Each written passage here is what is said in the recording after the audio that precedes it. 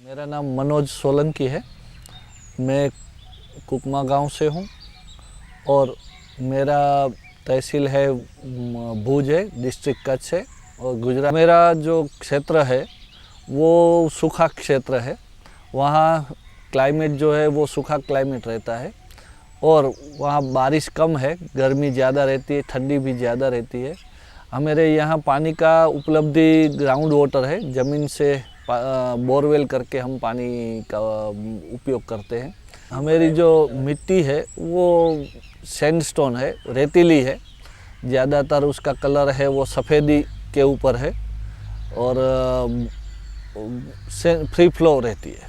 मैंने 2001 से जैविक खेती का जब से प्रारंभ किया तभी से धरती को पोषित कैसे किया जाए वो मैंने शुरुआत की और उसके लिए प्रारंभ में ज़्यादातर मुझे मालूम नहीं था, मगर हमारे खेत का जो बायोमास है, एग्रो वेस्ट है, जो लीला कचरा है, उसको वो गोबर के साथ मिला के कंपोस्ट बना के वो कंपोस्ट खेत में देना, उसी एक तरीका मैं जानता था। उसके बाद कई प्रकार के तरीके धीरे धीरे 20 सालों के अनुभव में आए हैं और आज हम कई प्रकार तरीके से भूमि में अपनी खेत में जब सभी जीवों को साथ रख के खेती करने का सोचा तो उसमें मेरा ज़्यादा लक्ष्य है कि सभी जीवों के लिए खेती है, तो मैं जीवों को महत्व देता हूँ। तो प्रोडक्शन के ऊपर मेरा ध्यान निकल गया है, तो प्रोडक्शन मेरा प्रायोरिटी नहीं रहता है। प्रोडक्शन में कभी जीवों के हिसाब से उसमें कम आता है तो उसका रिएम्बर्स करने के लिए मैंने सोचा कि हमें आज के समय में ज़रूरियात तो ज़्यादा ही है, तो हम खेत के अंदर कोई प्रयास करने के बजाय मूल्यवर्धन जो पोस्ट हार्वेस्टिंग का जो है, खेत में उत्पादन होने के बाद का प्रयास हमें बढ़ाना चाहिए। उस हिसाब से मैंने मूल्यवर्धन करने का प्रारंभ किया। तो मैं पहले क्लीनिंग ग्रेडिंग करता हूँ और मेरे घर पे ही हमने दुकान बनाई। लास्ट 15 साल से मैं मेरे घर पे जो भी मेरी खेती का उत्पाद है, दूध, सब्जी, अनाज, मसाला, ये सब मैं 50-100 परिवार मेरे गांव के ही है, मेरे आसपास रहने वाले, वो सब मेरे ये उत्पाद वो ख़रीद लेते हैं। तो वहाँ तक तो मार्केटिंग तक का मैंने एक प्रयास किया है जिसमें स्वावलंबन मैंने लिया है। जैसे इनपुट में स्वावलंबन आया, व्यापारी मुक्त हुआ, ऐसे आउटपुट में भी मैं स्वावलंबन का प्रयास किया और उसमें भी व्यापारी मुक्त मैंने प्रयास किया है। वास्तव में खेती के पहले दृष्टिकोण बदलना होगा।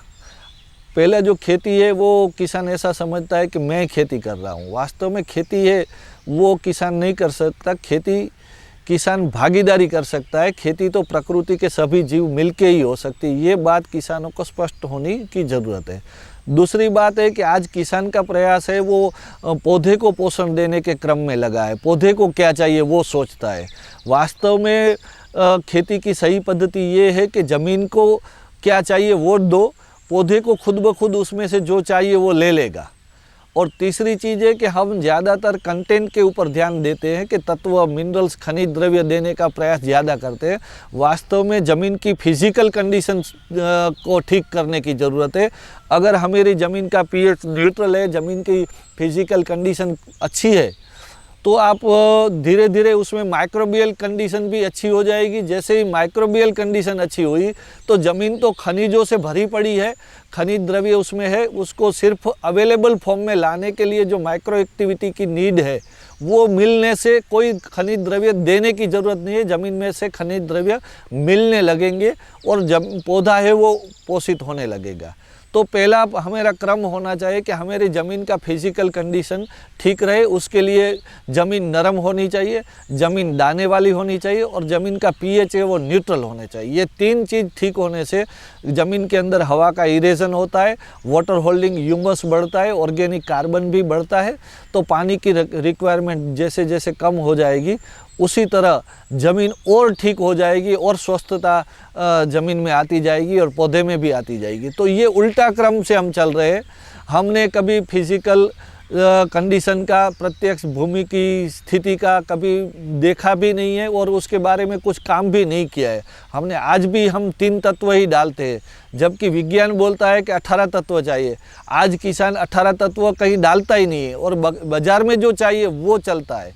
वास्तव में किसानों को मालूम होना चाहिए कि मेरा खाद की डिमांड मुझे करनी है और मेरा खाद कैसे होना चाहिए, तो हमारी ज़मीन को हज़ारों तत्व देने वाला खाद होना चाहिए, पानी का उपयोग कम करने वाला चाहिए, ज़मीन को मक्खन जैसी बनाए, ज़मीन का पीएच ठीक करे और माइक्रोबियल जीवों को हिंसा न करे, बाकी जीवों की वृद्धि करे। ऐसे जो हमारा खाद की व्याख्या किसानों को स्पष्ट करके बाज़ार के अंदर उसका डिमांड करने की ज़रूरत है और बाज़ार में ऐसे खाद जब मिलने लगेंगे तो सही परिणाम किसानों को भी मिलने लगेंगे।